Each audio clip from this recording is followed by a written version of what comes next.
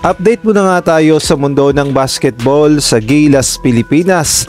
Natapos na nga ang huling training camp ng Gilas, Pilipinas sa Pampanga at handang-handa nang harapin ang Macau Black Bears.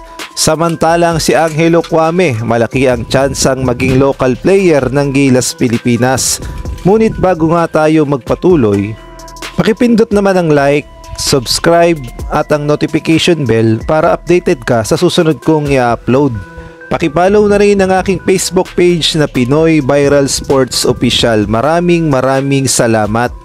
So isang araw na nga lang at magsisimula na ang send-off game ng Gilas, Pilipinas kontra sa Macau Black Bears. Bukas na nga yan, July 28, 7:30 PM sa Smart Araneta Coliseum. At sa mga nagtatanong naman, saan ba mapapanood ang laban ng Gilas, Pilipinas at Macau? Eto nga, dito nyo mapapanood ang magiging laban. Live nga ito sa TV sa One Sports Plus, PBA Rush, RPTV at gayon na rin sa Pilipinas Live application. Tapos sa tingin ko ay magla-live din yan sa Facebook, kaya naman abang-abang na lang tayo. Sa mga gusto namang manood ng live, available pa naman yung mga ticket at ito nga ang kanilang presyo.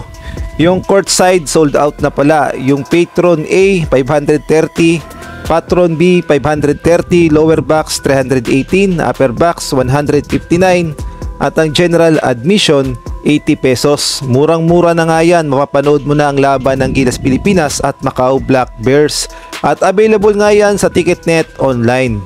At eto nga yung lineup ng Gilas, Pilipinas na ilalaban sa Macau: si Chris Jusam, Calvin Optana, CJ Perez, Kevin Kembao, Dwight Ramos, Carl Tamayo, Scotty Thompson.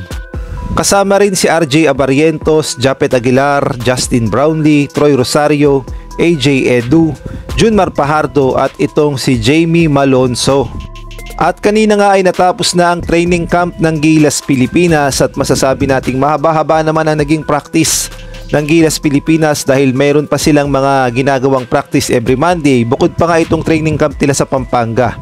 At sa tingin ko naman ay handang-handa na ang Gilas, Pilipinas na harapin ang kanilang makakalaban sa FIBA Asia Cup at malalaman din kung nagbunga ba ang kanilang practice kapag nakaharap na nila ang Macau bukas at magkakaalaman din kung sino-sino nga ba ang makakapasok sa Final 12 ni Coach Tim Cone, yung mga dating lineup ba o baka may kaunting pagbabago.